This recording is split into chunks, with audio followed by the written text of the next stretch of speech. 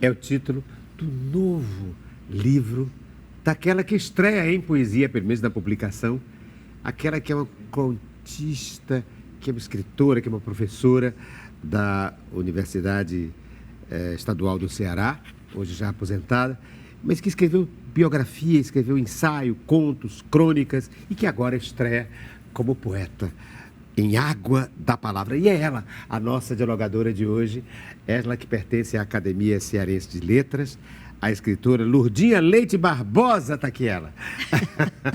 Lurdinha, você estreando com uma experiência enorme na área do conto, da biografia, do ensaio, do magistério, e só agora na poesia. Por quê? Que poeta você é em Água da Palavra? Olha, Ricardo, eu sempre gostei também de escrever de vez em quando um poema, mas nunca tinha escrito um livro, nunca tinha me dedicado assim. Isso aconteceu durante a pandemia. Durante a pandemia, a gente teve aquela necessidade de se comunicar consigo mesma, porque era tão difícil a comunicação e tudo era tão silencioso, tudo era tão difícil. E que poesia brotou desse poesia, silêncio? Ela surgiu assim, eu acho que para amenizar aquela situação. Aquele isolamento. Aquele isolamento. Aquela falta de comunicação. Isso. E o que resultou, o que brotou então? Que tipo de visão de mundo? Por exemplo, eu estou vendo aqui o prefácio da apresentação do livro do professor Liares Filho, e ele diz no seu título, A Poesia Encantatória de Lurdinha Leite Barbosa. Então eu queria perscrutar, saber que poesia encantatória é essa que surgiu no período da pandemia em você? Olha, Ricardo, realmente essa poesia, ela surgiu, como eu lhe falei, como a poesia é um gênero de versos, muitas vezes curtos, que você escreve 4, 5 versos e pode ser um poema profundo, grande. Então, eu comecei a escrever poesia, ia escrevendo uma curta, escrevia outra e fui gostando das metáforas, daquela linguagem figurada, sabe, que proporciona a poesia. O Liares Filho diz aqui no prefácio que os seus poemas trazem uma expressão do lirismo da autora, da Lurdinha, por um lado, e por outro lado, uma visão quase sempre pungente da existência ou da existencialidade humana. Pois é. Comente Nesta isso. época também foi um momento para a gente pensar muito a respeito disso, né? Da existência. Da existência. Isso. Da necessidade do outro, né? Da fragilidade humana, e isso que você falou, e da necessidade do outro, da palavra do outro, que estava difícil. E de você, então, provocou em você a necessidade de conversar com você mesmo. Comigo mesmo. Com o outro que está dentro de você, porque eu acho que o poeta tem vários outros dentro de si, não? Vários. Nós somos vários, Nós somos né, vários. Ricardo? Nós somos vários. Eis o poema. Rio das Pedras, o rio de águas claras, lava pedras, leva prantos. Cavalgando noite e dia, atravessa minha infância. Cavalo bravo, selvagem, sem rédeas e sem arreios, corre em louca disparada, sem nunca olhar para trás. Carrega troncos e galhos, gravetos e tudo mais. Vai alargando as margens, deixando aqui e ali, sobre a terra violada, as marcas de sua passagem. Depois, de longa viagem, vai aos poucos se acalmando, abaixando sua crina, abandonando o leito.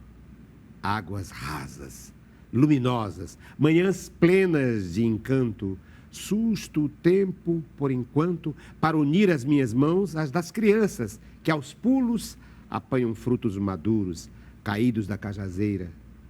Inclinadas sobre as águas, em que brincam corpos nus na algazarra do banho. Ouço o barulho das vozes, ecoando pelo ar. Ainda trago na boca o agridoce das cajás. Vejo a alegria nos olhos da menina de outrora. Sinto a tristeza toldar os da mulher de agora. Que lindo, hein? É o Rio de Pedras, o rio da infância. O rio da infância. Ao artista não basta apenas ter sido criança, é preciso continuar sempre sendo. É verdade. E você, então, nesse processo de poesia, de poetização, de si mesmo e do mundo, descobriu a menina, ou redescobriu a menina. Eu acho que essa menina está sempre aqui comigo. De vez em quando ela aparece. E às vezes ela vai embora. E o que é que ela te diz, hein, poeta Lourdinha? O que é que essa menina diz? A menina diz que fala da necessidade que todos diziam da passagem do tempo. E que a gente nunca, quando é jovem, pensa nisso de verdade. E de repente a gente descobre que passou. A passagem do tempo, o toldar desse tempo, a finitude também. A finitude. A compreensão de que que esse tempo também. é finito. Isso sempre, é que é o principal. É que a gente sempre escuta, mas não se preocupa. E como de repente chega. A gente se ocupa, mas não se preocupa. É verdade. Quando é mais jovem, né? Se ocupa nas coisas que tem que ser feitas. Se ocupa, é verdade, né? Mas não tem essa preocupação. Sabe que o tempo é passageiro, mas é um saber que não é uma vivência. Eu entendi. É como se tivesse todo o tempo do mundo, né? Exatamente. E com uma certa maturidade você vai compreendendo que não, né? Que esse tempo pode ser interrompido. E que... Às vezes nem necessariamente pela morte, mas pelas perdas que a gente... Pelas mortes que a gente vai tendo durante a vida. Isso. Não é? É. E aqui no teu poema é um poema de infância, de uma menina com a natureza. Ricardo, porque... A relação com a natureza, muito. Eu vivi a minha infância na fazenda do meu pai. A menina. Esse rio é o rio da minha infância mesmo. De que cidade é? Eu nasci no Ipu. No Ipu. Mas a fazenda do meu pai, que era uma fazenda que era do meu avô materno, era próximo a Nova Russas. Então, a gente morava na fazenda e na cidade para poder estudar. Só bem mais tarde é que nós vamos vir para Fortaleza. E quando é que essa menina... Você diz que a menina às vezes aparece e em algum momento ela desaparece. Por que será que ela desaparece, hein? Essa criança que nos habita. Essa criança que nos habita, ela desaparece nos momentos assim mais difíceis, porque quando ela está presente, são os momentos mais felizes, porque você sabe que recordar é trazer de novo ao coração. Sim. A palavra recordar é trazer de novo ao coração. As cordas do coração. De cordes. Recordar. Voltar a corda, Isso. voltar então, a vibrar a corda do coração. Quando os momentos são de recordação, a menina está presente e são momentos bonitos de reviver. E o poema diz isso, porque o poema termina dizendo: vejo a alegria nos olhos da menina de outrora, que é a própria poeta, e sinto a tristeza toldar, seriam os olhos da mulher de agora. Quer dizer, ela traz a alegria quando ela é menina, quando ela é viçosa. Quando ela é menina. E depois ela traz tristeza, porque a mulher madura tem a consciência das coisas, a consciência da tempo, transitoriedade da vida, etc. Isso. E eu me lembrei também, nesse poema sobre a infância, ou a partir da infância, uma reportagem sobre a infância da poeta, me lembrei do La Recherche de Temps Perdu, do Proust, francês, né? do Proust. A busca do tempo perdido, que ele fala do Madeleine, de que o gosto, a lembrança vem a partir da degustação de alguma coisa. No seu caso aqui, das frutas, dos sabores. Isso. Você fala dos sabores da água e das cajás, das né? cajás. As cajás caíam maduras no rio, onde as crianças estavam brincando. Quanto o paladar tem a capacidade de acionar... E o olfato. E o olfato. De acionar lembranças dentro de nós. Assim como está no livro do nosso Proust. É verdade. É um poema, nesse sentido, São um poema as proustiano. Madeleines, né? As Madeleines. As Madeleines, sim. Que no livro ele se recorda exatamente porque ele experimenta um sabor que ele experimentara quando da infância. Bom, eu te chamei várias vezes aqui de poeta e queria então que ela comentasse essa estratificação da palavra poeta em substituição à palavra poetisa. Eu gosto de poetisa. É mesmo? É. Por quê? Porque, eu vou lhe dizer, eu acho que tem a ver com a professora de língua portuguesa. Sim, você foi professora, ou é professora aposentada, mas é professora da UES de literatura e de língua portuguesa. E de língua portuguesa. Então, você não diz, poeta é uma palavra masculina, não é? O poeta. O poeta. É. Mas hoje já se permite a poeta. Mas não fica bem. Hoje. Não fica bem, porque ela escreveu aquilo por necessidade de uma rima. A nossa grande poetisa que escreveu Não Sou Alegre Nem Triste. Sim, Cecília Meirelles. Cecília Meirelles. Uhum. Sou poeta.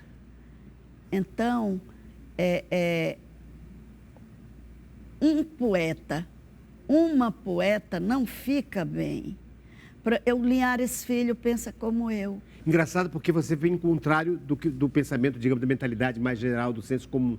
Porque a briga com a... Briga não, é uma certa inconformidade, uma certa inquietação em relação à palavra poeta, poetisa, melhor dizendo, veio exatamente pelo pensamento contrário a este seu, de que era diminuir a poeta, mas eu chamando-a de poetisa. Aí é que eu acho que também é um certo preconceito. Uhum. Porque... achar que poeta, que o feminino, porque que só o masculino é que é o grande. Uhum. Por que uma poetisa não pode ser grande? Irmã das coisas posidias, não é? Diz a nossa Cecília Meirelles, exato. Né? Não sou alegre nem sou triste, sou poeta. Sou poeta. Irmã das coisas fugidias.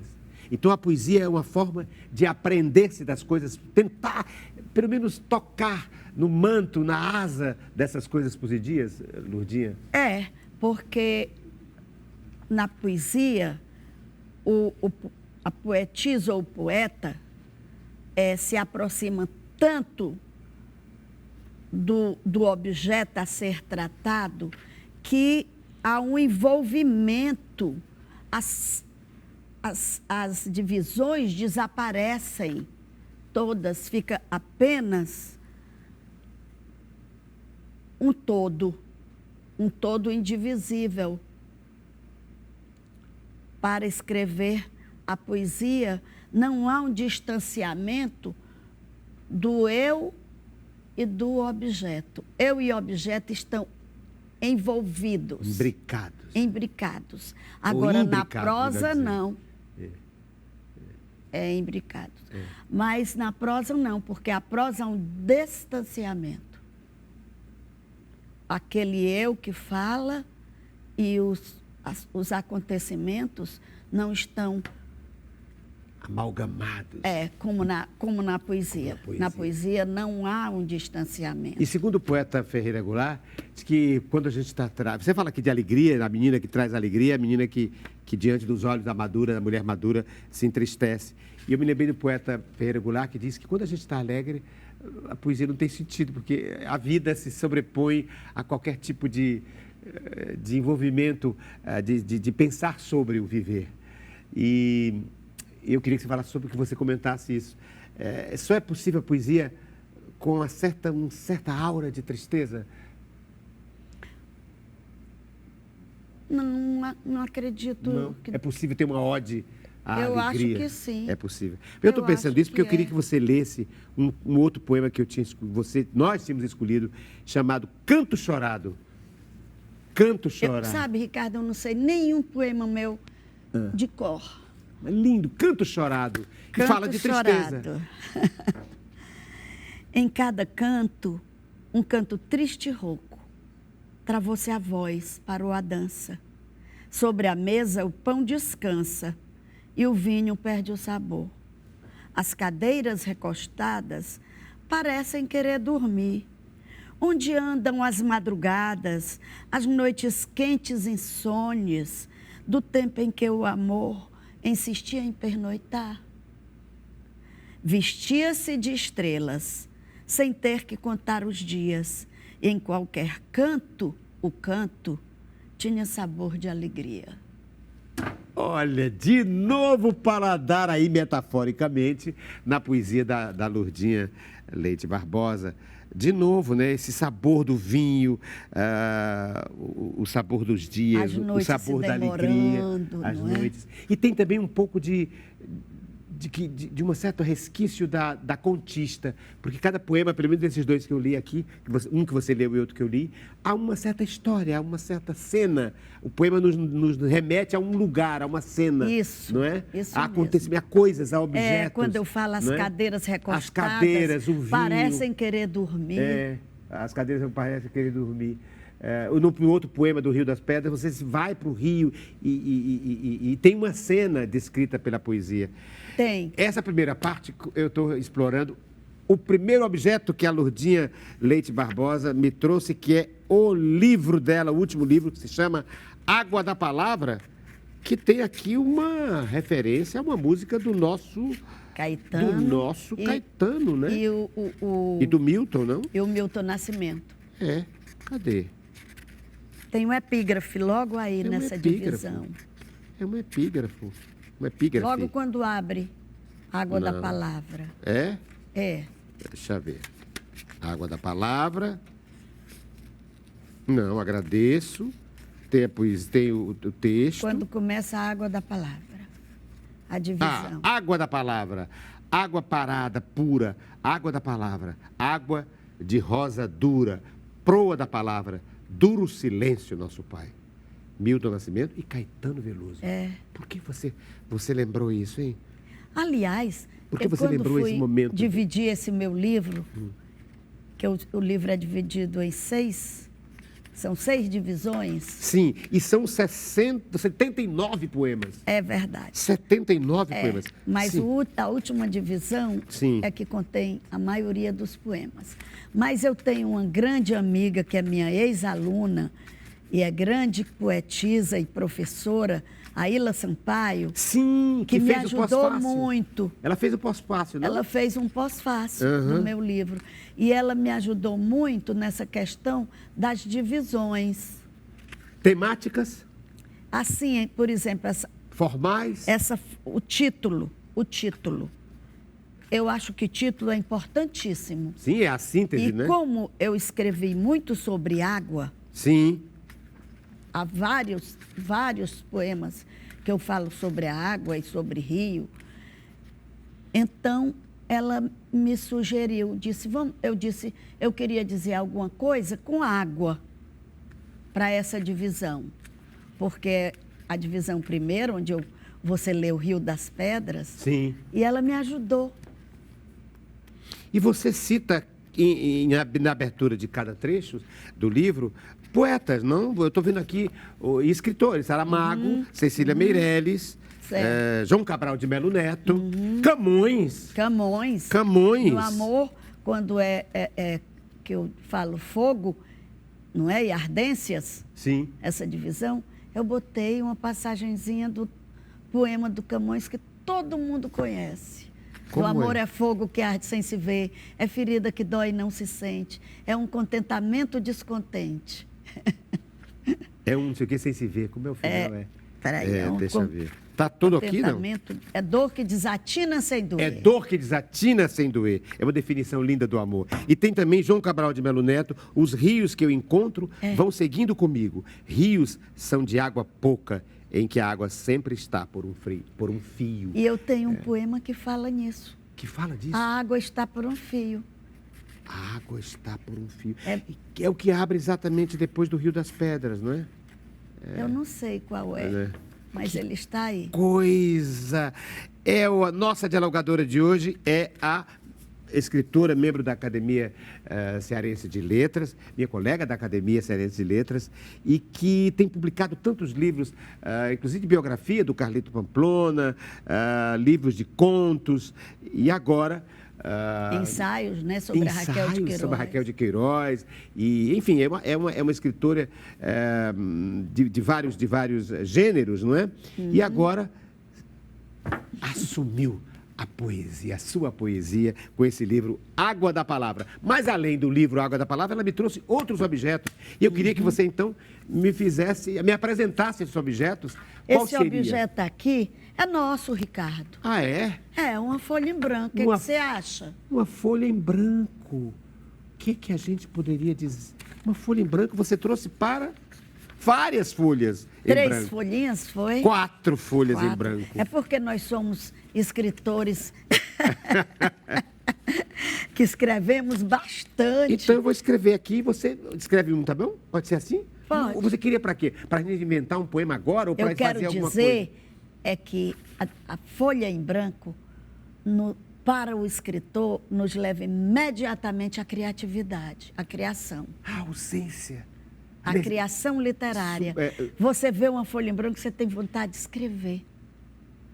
Ou uma tela em branco hoje. Você escreve em computador? Uma tela para pintar, Você escrevo no computador. Porque tem gente que não consegue escrever. Eu escrevo. Eu consigo escrever. A Raquel de Queiroz, ela teve dificuldade. A máquina de escrever aprendia muito. Foi difícil para ela passar para o computador. Deixa eu escrever, então, alguma coisa, você vê se o que é que você se lembra. Nós dois estamos num projeto muito bonito chamado Poesia em Cartaz, não é? É. E o meu poema é exatamente um verso que está lá, nas ruas da cidade, pelos outdoor, é um verso meu sobre o rio, que se chama Fluvial. Pois eu quero um livro para lhe dizer o meu. Tá bem, muito bem. Eu vou escrever aqui o meu, que é assim. É rio, quando eu vi, eu gostei. É assim. Muito. Não vê o rio quem olha. Vê o rio quem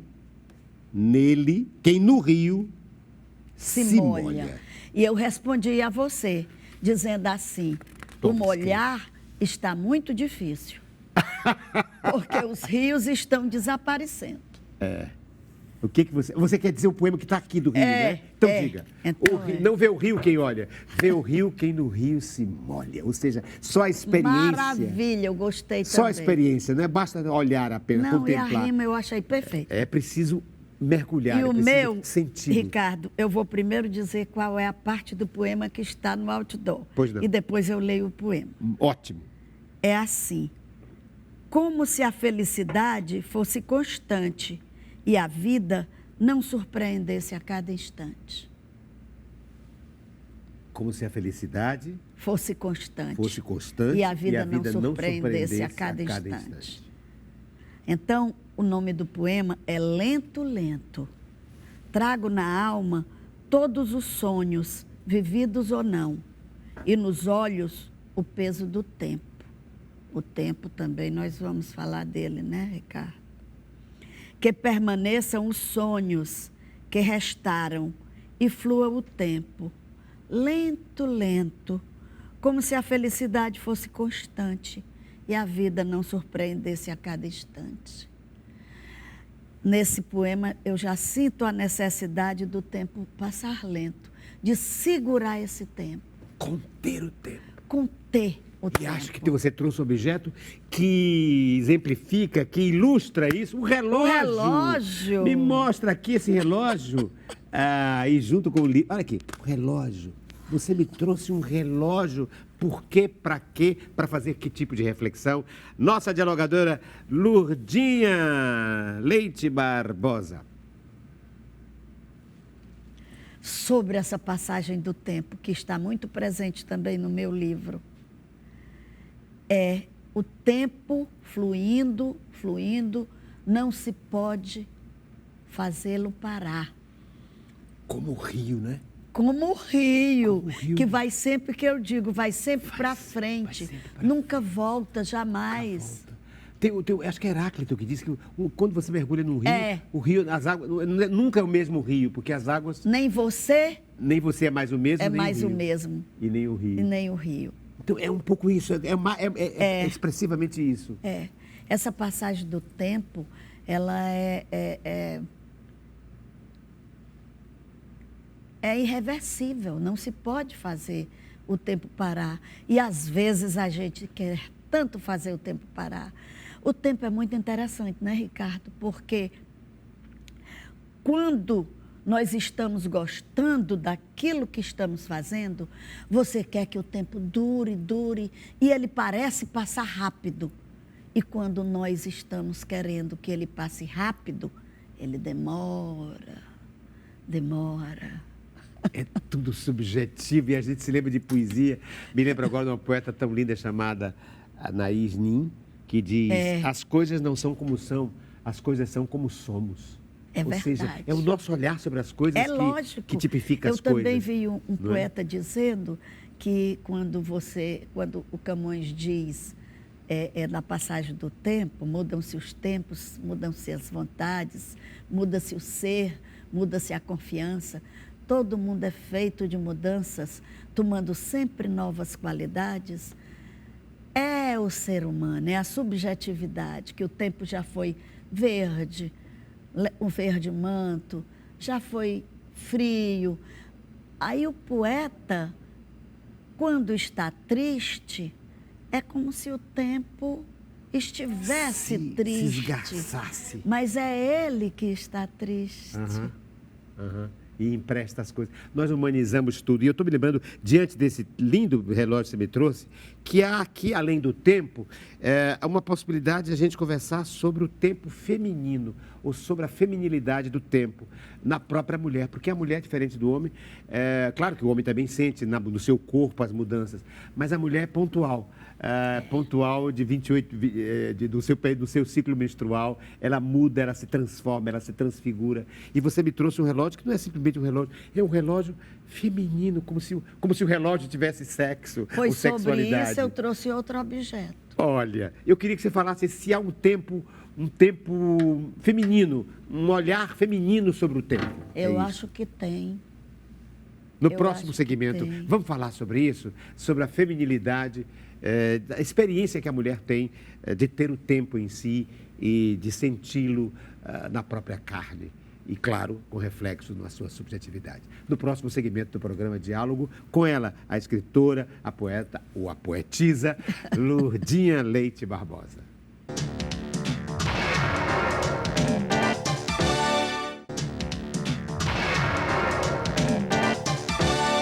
O tempo é um dos temas do nosso diálogo de hoje, com ela que é escritora, uma contista, que trabalha com ensaios, com biografia e que agora se lança como poeta, como poetisa no livro Água da Palavra. A nossa dialogadora de hoje me trouxe o tempo inclusive em si mesma, o tempo em que vai fazendo com que ela mude, experimente outros gêneros literários. Eu me refiro a Lurdinha Leite Barbosa, ex-professora ou professora aposentada da UES, da Universidade Estadual do Ceará, de Literatura e de Língua Portuguesa, e membro da Academia Cearense de Letras, membro da Associação Brasileira de Bibliófilos e, enfim, da SAL, da Amigas do Livro. É uma figura linda, minha companheira lá da Academia Cearense de Letras, e me trouxe o livro, mas me trouxe também um relógio feminino. E no segmento anterior, eu pedia que ela comentasse sobre a feminilidade do tempo, se há um olhar feminino sobre o tempo. Há? Eu acho que há. E o que é? O que o feminino diz ao tempo? O que o olhar feminino, como ele transubstancia o tempo? Eu acho que é assim, o tempo para as mulheres, até ele tem um peso maior também, porque a figura feminina, ela se preocupa mais com a aparência também. O homem se preocupa também, é lógico, mas a mulher vê a passagem do tempo, se ela se preocupar muito com beleza, ela vai ver que passa a beleza passa rápido. E diz a neurociência que nós homens somos muito visuais, né? Que nós somos muito atraídos pela visualidade, talvez, né, em função da heterossexualidade, procura-se muito a questão da visualidade da mulher. E que as mulheres são auditivas, e são muito sensíveis. São sensíveis num sentido muito maior. E não necessariamente essa numa sensibilidade, tipologia física. Eu acho que, além da física, dessa preocupação que existe mesmo, não se pode negar, não é? Nessa mentalidade. Mas a sensibilidade, a mulher parece ter aquele sétimo sentido de que falam tanto, que a literatura também fala tanto. A mulher percebe, ela tem mais sensibilidade para ver. E você acha que, já que você falou em ver, que há uma certa invisibilidade num determinado momento em relação às mulheres? Sobretudo, aos homens também, mas sobretudo em relação às mulheres, há uma determinada idade na maturidade em que as mulheres se sentem meio invisíveis. É verdade. Por isso que eu falei que O mesmo olhar em atravessa como se relação elas não física e ao aspecto físico, O olhar masculino, falo eu. mesmo relacionado a isso, é o que você está falando. A mulher se sente mais invisível. Invisibilizada.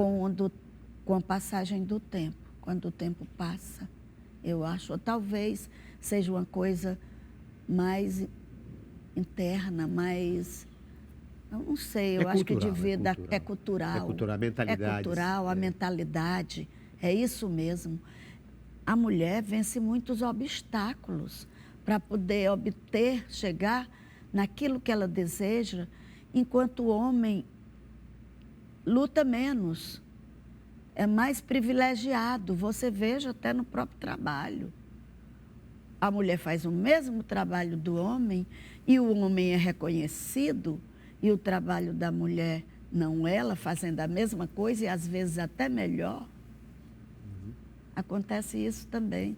E você me trouxe um objeto que tem a ver com a preocupação com a beleza, com a visualidade. Você tinha mostrado no segmento anterior do programa que é uma escova. É uma escovinha de cabelo. De cabelo?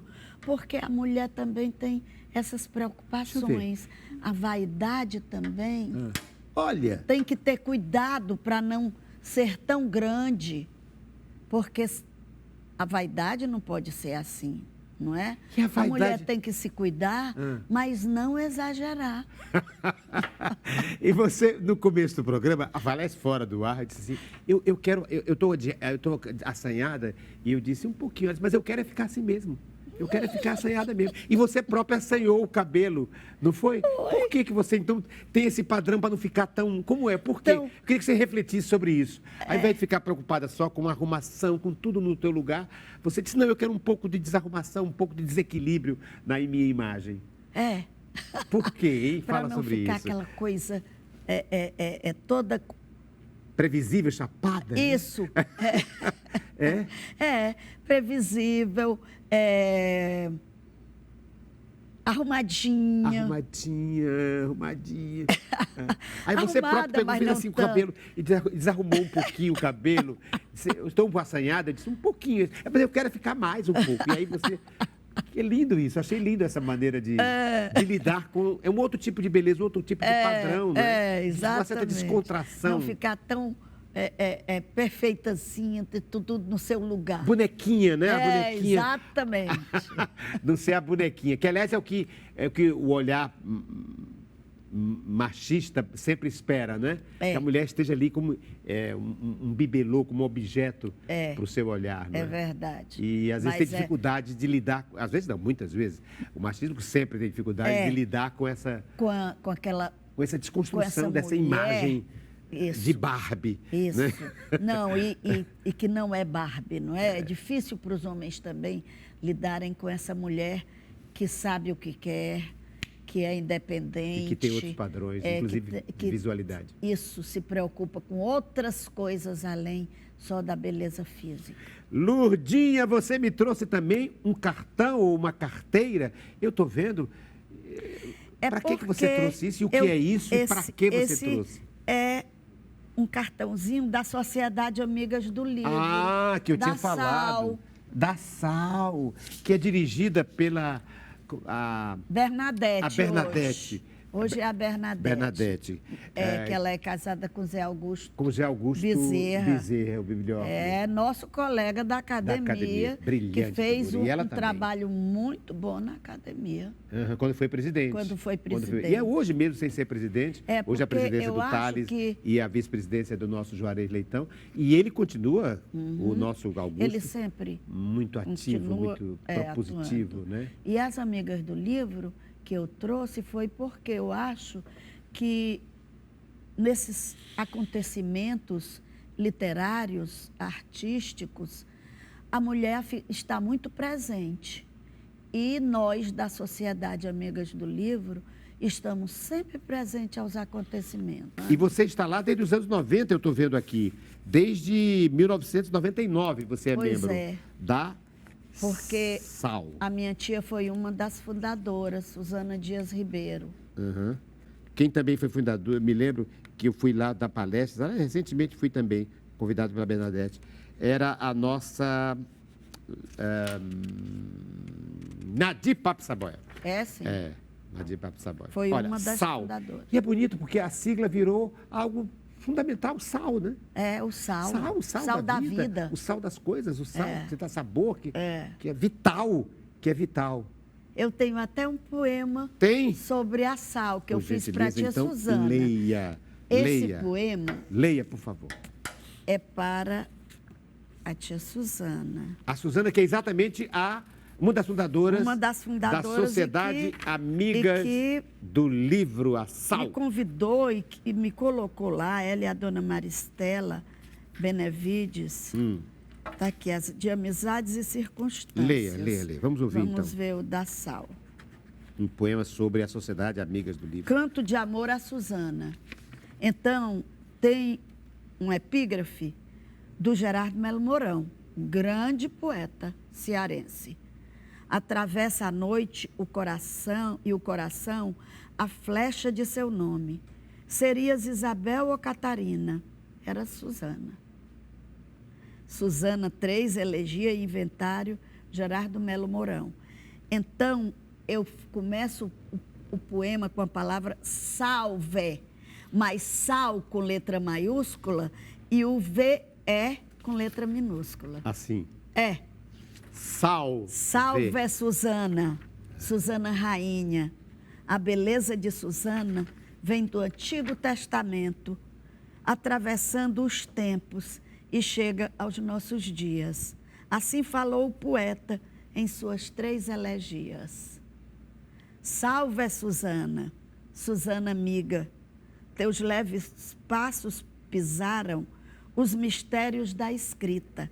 Deixaram tuas pegadas que outros passos seguiram, e o teu exemplo ficou na palavra irrestrita. Salve é Suzana, Suzana bendita. As linhas de tua face se confundem com as dos livros.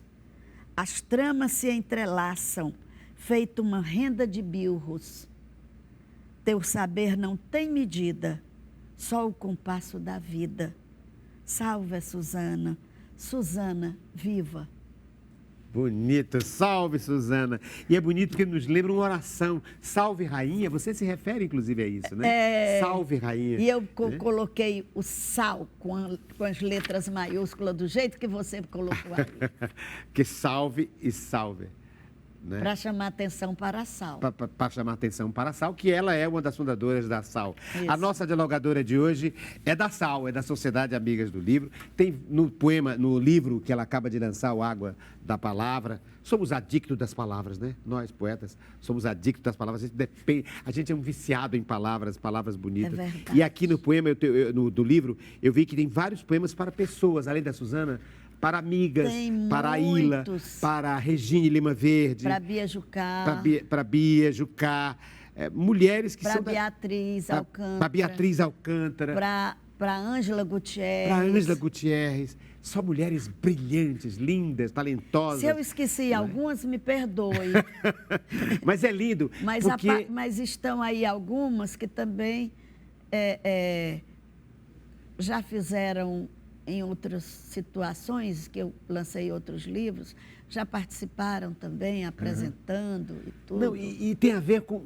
eu tô me lembrando a que- Beatriz Fiuza E Beatriz também. Fiuza, sim, e que está aqui também como Tá poema. aí. E eu estou me lembrando que esses nomes de mulheres, assim, essas mulheres, tem a ver com esse outro tema que nós estávamos falando sobre feminilidade. Por quê?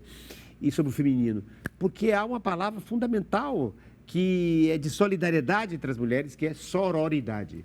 A capacidade que uma mulher tem de ser solidária com outra mulher em Isso. questões do feminino, né? Isso. Sobretudo em questões do feminino, né? De sair da sua individualidade e entender-se como uma coletividade, como alguém que partilha dos mesmos problemas e que precisa de solidariedade, de sororidade, né? Vem de soro, de irmã, uma certa irmandade no bom sentido desta palavra. Mas olha, antes do objeto surpresa, eu quero colocar os dois últimos objetos que ela me trouxe, a Lourdinha Leite Barbosa, que são uma caneta. Lógico e que tem também a ver com tudo que nós fazemos. Uma caneta não é? e o celular. E que tem a ver entre si. Porque, veja aqui, deixa eu ver se está certo a minha observação. É o seguinte, olha aqui. Uma caneta, que ainda serve, claro, de escrever, poesia, mas também um celular, porque hoje se escreve no celular também. Isso também tinha a ver. Tem a ver? Então, por gentileza, com a palavra Lourdinha Leite Barbosa, para falar desses dois últimos objetos, antes do objeto surpresa que ela me trouxe, e eu trouxe um para ela. Caneta e celular. Porque, olha só, Ricardo, Isso. antes a gente escrevia bilhetes, a gente escrevia cartões. Cartões. Não é? Cartões, postais. Postais, viajava-se, se mandava cartões. Se escrevia muito. Bilhetes. Isso, bilhetes. Torpedos. E hoje? E hoje, como é que é a comunicação maior e rápida? É o celular. Antigamente, a gente não existia esse objeto e a gente conseguia sair sem ele e não ficava angustiada porque não podia alguém te ligar, alguém te passar uma mensagem com urgência. E hoje a gente vive assim. E hoje nós temos, inclusive, livros, e-books, né? Nós temos os livros virtuais. Você está publicando um livro aqui impresso, mas tem livro aqui. Lógico. Aqui a biblioteca cabe aqui, de milhares de livros. Mas, para mim, o livro tem um valor também do aspecto tátil. Do cheiro. Sabe? Passar as páginas desenrolar das e voltar páginas. ali todo o tempo sem ser indo com o dedinho, trazendo aqui, de volta como é no celular. Vai também com os dedos, mas nas páginas, sentindo a página. Não é outra coisa, não é, Ricardo? Eu não acho que não pode ter um substituto para o livro. E há também, dentro da neurolinguística mais contemporânea, de que para aprender é preciso usar a caneta. Porque diz que quando você escreve alguma coisa, toma nota, você está escrevendo no seu próprio HD, o HD de pessoal. Isso, memória, né? na memória. Virtual, virtual não, no seu cerebral. Mas quando você digita, você está digitando na memória do computador e não na sua. É verdade. Então já há um estudo sobre isso, de que é preciso escrever, não só anotar, sublinhar quando estiver escrevendo, mas para aprender é preciso escrever. Eu escrevo muito nos livros também, quando eu estou lendo. Escrever. E o poema que a gente tinha marcado para... Eu, por acaso, abri exatamente... Nem está marcado, ó. E eu marquei... Foi um acaso, eu adoro essas coisas do acaso. Que eu tinha marcado 3 poemas para a gente ler. Ela leu muito outros, além... Nós lemos mais. E o último era Passo a Passo. Nós não tínhamos lido. Não era, não? Não, era... Ontem era assim. Ontem era assim. Então, aqui tem tudo a ver, porque era aqui, ó, e ontem era assim, agora é assim, e você era lê assim. Aí, ontem era assim, como a passagem do tempo ontem está presente bem. Ontem era assim. Ágil figura, acesa a chama, viajante do futuro, fácil palavra, imagem que fulgura, asas abertas, cabelos ao vento. Ontem era assim. Chuva ou sol, vértebras em movimento, vidas se cruzando a todo momento. Ontem era assim. Hoje, cansaço e amargura, frágil e silente figura. Esse final é triste, né? Tempo, presente de novo. De novo, a o tua tempo poesia. está assim. E olha que o outro também, o passo a passo, também tem a ver com o tempo. Viva o instante passo a passo, no compasso do tempo, sem tempo de acompanhar os acontecimentos, qual pluma que se move no ar ao sabor do momento. Deixo-me levar pela torrente, os pés cansados de tentar mudar a direção dos ventos. Sempre tentando tentando ter autonomia sobre o tempo e sobre os ventos. Que lindo. Chegou a hora do objeto surpresa, eu trouxe um para ela. Cadê meu objeto? Ah, tá aqui. O objeto surpresa que eu trouxe para você, mas eu quero primeiro ver o seu. É uma surpresa. Não, eu quero abrir. Eu quero uma surpresa e quero que você abra o meu. É uma surpresa muito grande. É viu? mesmo? Não abra o seu ainda não. Vamos comentar primeiro o seu. Você jamais pensaria nele. É assim que eu gosto. Ai, não pega, não pega. Não pega por enquanto. Olha, ela já está olhando. Mas não agora, vi olha ainda aqui. não. Hein? Não viu Ainda ainda? não Não vi. viu. O que é que... Olha, realmente é surpresa e inusitadíssimo.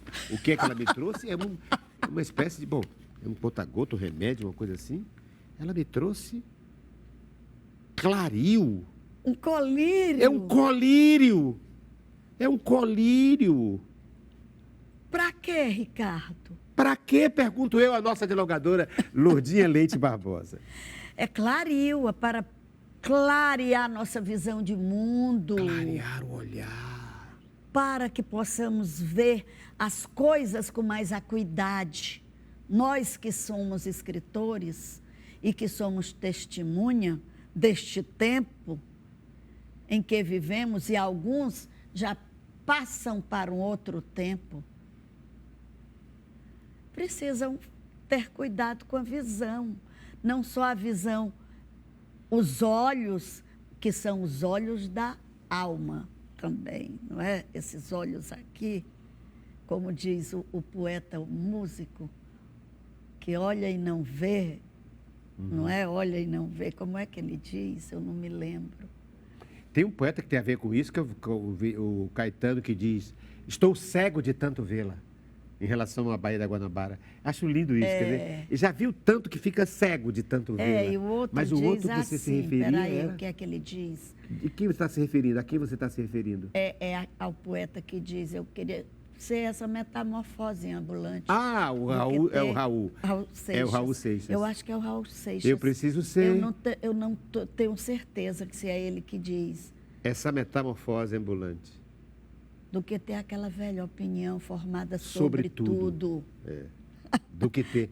querendo renovar as suas visões sobre o mundo, e para isso precisa de colírio. E aí agora, o colírio... Em sentido figurado. Em sentido figurado, né? claro, de abrir os olhos para o mundo e de ver os seus contrastes. E ver com os olhos da alma, que é... Com a sensibilidade. E aí voltamos para as coisas não são como são, as coisas são como somos, que nós emprestamos sentidos ao nosso olhar às coisas. E aí você citou Raul Seixas, e eu me lembrei de música, e eu tenho uma música para a nossa convidada, para a nossa poeta, nossa escritora. Vou mostrar ela. Olha o que eu trouxe, é uma surpresa também. E eu também estou aqui olhando o céu. Daqui a pouco. Mas olha o que eu trouxe para você. Que surpresa maravilhosa! Aíla Maria. Paulino Barroso. Valsa Proibida. Depois você vai entender por quê, ela vai explicar. Da alma reflorir em levo e emoção, um sonho doce a sorrir embala o meu coração em doces breves carícias de amor. Amor que idealizei com todo o meu fervor. Na valsa que Que lindo! linda! A Ilha Maria, que emocionante vê-la, ouvi-la e rever na nossa lembrança essa cantora orgulho do Ceará. A Ilha Maria, tão linda, minha companheira de teatro, a grande cantora Ilha Maria, a quem também queremos homenagear agora. Agora, Isso. por quê? Qual é a ligação que eu fiz? Por que eu trouxe essa música? Quem vai explicar por que eu fiz a ligação desta música com a nossa Lourdinha Leite Barbosa?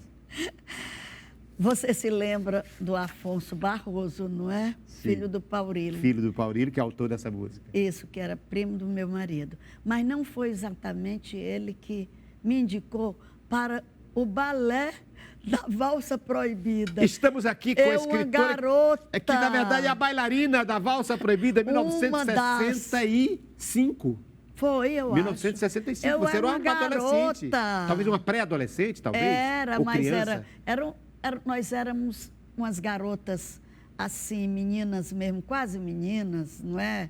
E você dançava no baile? Era as bailarinas. As bailarinas. Fazia parte. Uma das bailarinas é Lourdinha Leite Barbosa.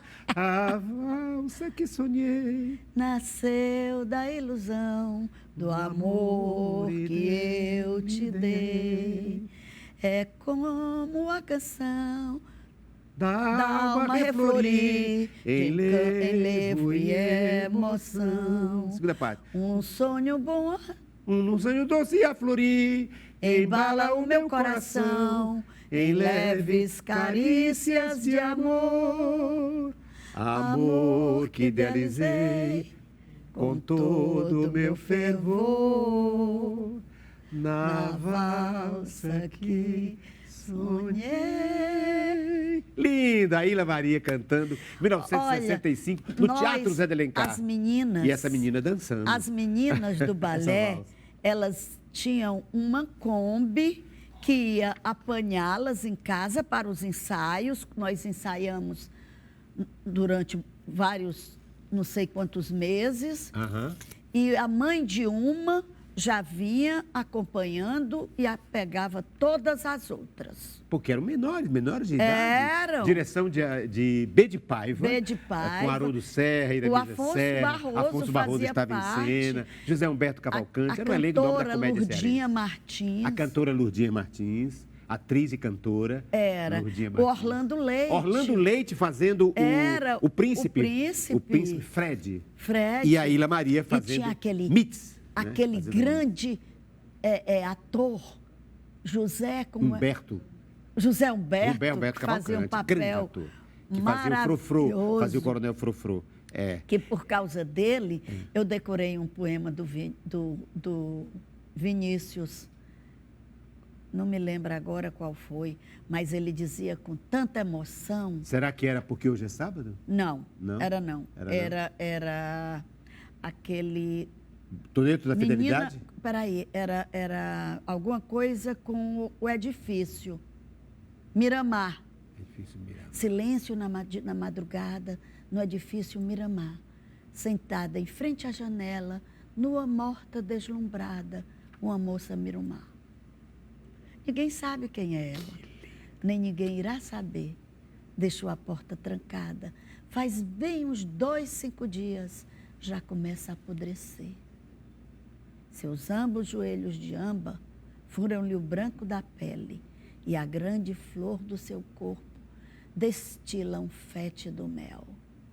Mantém-se estática em face da aurora em elaboração, embora formigas negras que lhe entram pelos ouvidos se escapem por umas gretas do lado do coração. Em volta é silêncio, imóveis na solidão. Que lindo, Vinícius de Moraes. Falta ainda o resto, mas... Vinícius de Moraes, dito pela essa ex-bailarina da Valsa Proibida. Me desculpem se eu errei alguma coisa no poema, que lindo. E você porque faz tempo que eu não digo nos emocionou, porque... Mas eu me emocionei por causa dessa ator, figura extraordinária de ator. Grande ator. A figura que eu mais admiro no teatro cearense, em termos de atuação como ator, é o nosso amado amigo, grande ator chamado José Humberto Cavalcante. Trabalhei com ele na rádio, na Ceará Rádio Clube, depois na televisão, no teatro. Foi ele que me levou para o teatro. Meu próximo livro é dedicado a ele, porque ele me levou para o Teatro São José, E eu faço exatamente um livro sobre o Teatro São José. Enfim, é uma figura linda, José Humberto E o Cavalcante. outro ator, que também você era muito amiga, que ele se hospedava comigo, que era irmão da minha sogra. Você sabe quem é? O Nildo Parente, que E fez eu trouxe com uma você. foto. Olha a foto. Que fez... Eu com o Nildo, fazendo em você 1974, eu você novinho, bem novinho, fazendo Padre Cícero.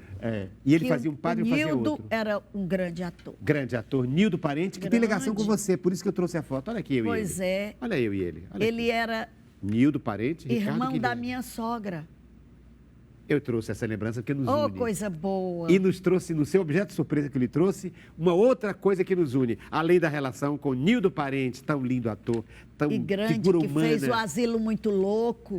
Fez cinema, teatro, televisão, Com Nildo Parente. E, além do mais, um ser humano tão aprazível, tão agradável, né? Eu trouxe o colar acadêmico, porque nos une na Academia Cearense de Letras. Lógico, eu estou vendo aqui. Olha aí.